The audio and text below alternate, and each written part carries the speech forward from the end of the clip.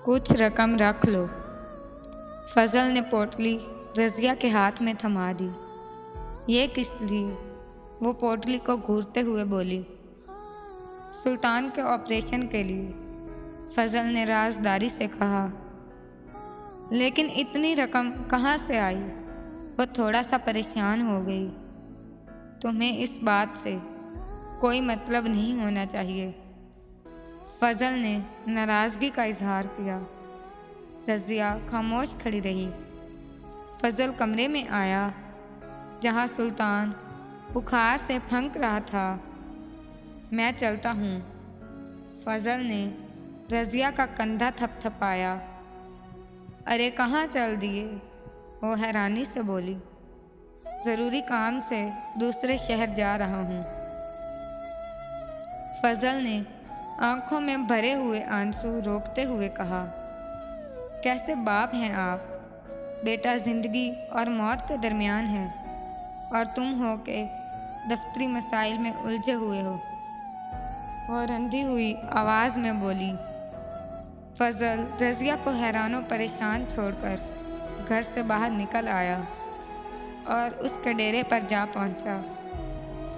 परेशान लगते हो, एक भारी भरकम शख्स ने अपनी कुटिया से बाहर आकर पूछा। जी, फजल ने सर झुकाकर जवाब दिया। सिर्फ चंद किलोमीटर के फासले पर, उसने हाथ से इशारा करते हुए कहा। जी ठीक है, फजल बेदिली से बोला। यहाँ से तुम सीधा बस्ती मलूक शाह जाओगे। वहाँ एक पतली सड़क अंदर की तरफ मुड़ जाती है। समझ रहे हो ना? भारी भरकम शख्स ने सख्त लहजे में कहा। जी समझ रहा हूँ, फजल ने सर झुकाए जवाब दिया। वहाँ से कुछ दूर साईं करम नवाज का मज़ार है, उसने मज़ीद वजाहत की। फजल खामोश खड़ा रहा।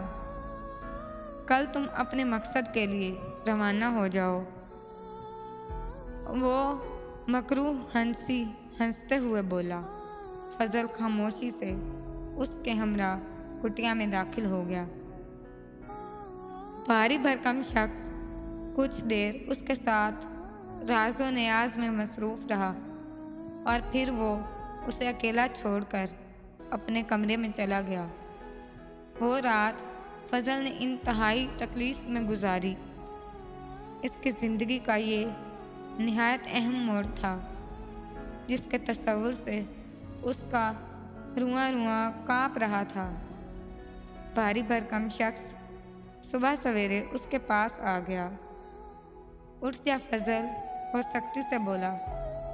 फजल बच्चों की तरह हुक्म की तामील करता हुआ उठ बैठा। कुछ खाओगे? वो नाश्ता उसके पास रखते हुए बोला। जी नहीं, फजल ने नागवारी से जवाब दिया। क्यों? उसने फजल की आंखों में आंखें डालते हुए कहा। दिल नहीं चाह रहा। फजल की आंखों में आंसू आ गए। देख फजल, ऐसे कामों के लिए हौसले और दिलेरी की ज़रूरत है। तो सुल्तान की फिक्र ना कर, वो तंदुरुस्त हो जाएगा। अब तू बेफिक्र हो जा। उसने फजल का कंधा थपथपाया। वो बोलता रहा और फजल उसकी बातें सुनता रहा। फजल उसको अलविदा कहकर सड़क पर निकल आया। उसने हाथ के इशारे से बस को इशारा किया और इसमें बैठ गया। पौने घंटे की मुसाफत के बाद वो बस्ती मलूक शाह में था। बस से निकलकर वो पतली सड़क की तरफ निकल गया। बस्ती मलूक शाह से चंद गज पहले खपती सा शख्स उसके सामने आ खड़ा हुआ। ये क्या माजरा है? तुम समझते हो मुझे कुछ दिखाई नहीं देता? खपती शख्स ने बरहमी से कहा। वो एक बड़ा सा पत्थर उठा लाया और फजल की तरफ लपका। इस शोरगुल से कुछ लोग वहाँ जमा हो गए।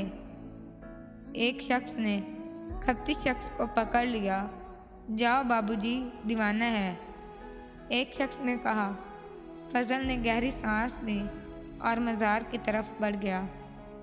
مزار کے احاطے سے باہر چند دکانیں تھیں۔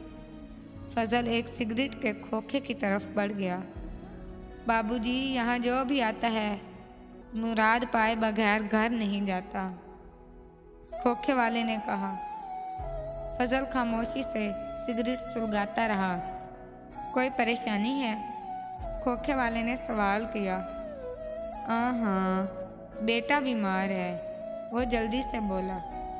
تو فکر نہ کر، اب یہاں سے بے مراد نہیں جائے گا، کھوکھے والے نے ڈھارس بندھائی۔ تھوڑی ہی دیر میں وہ مزار کے احاطے میں موجود تھا۔ یہاں پر لوگ خشوع و خضوع کے ساتھ عبادت میں مصروف تھے۔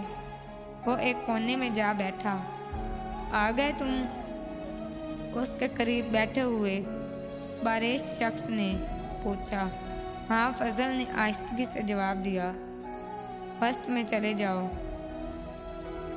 درویش شخص نے احاطے کی طرف اشارہ کیا اور وہ احاطے کے وسط میں آ بیٹھا۔ پہلی بار آئے ہو؟ فضل کے قریب بیٹھے ہوئے شخص نے پوچھا۔ فضل خاموش رہا۔